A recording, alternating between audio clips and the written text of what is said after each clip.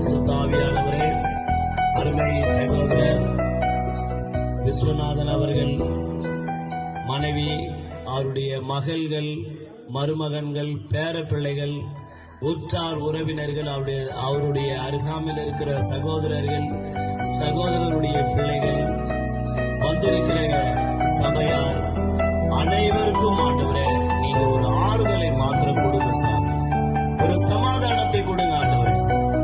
தாவீது சொல்லுகிறான், அவன் மகன் வியாதிப்பட்டு கிடக்கும் பொழுது அவன் உபவாசம் இருந்து அழுது கொண்டிருந்தான், என் பிள்ளை பிழைப்பான் என்று சொல்லி. அவன் பிள்ளை மறித்து விட்டான் என்று சொன்ன உடனே அவன் போய் குளித்து விட்டு எனக்கு முன்பாக போஜனம் வையுங்கள் என்று சொன்னான்.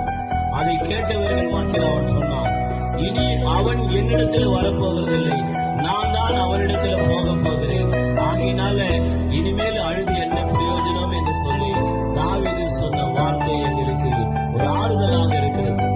இனி நடக்க வேண்டிய காரியங்களை நாங்கள் பார்க்க வேண்டும். ஆனாலும் உள்ளத்துல அந்த பிள்ளைகளுக்கும் அவங்க மனைவிக்கும் அவங்க உறவுகளுக்கும் ஆண்டவரே ஒரு ஆறுதலை கொடுங்க சாமி. மனிதர்கள் ஆறுதல் கொடுத்தால் அது அவர்களை ஆற்ற முடியாது.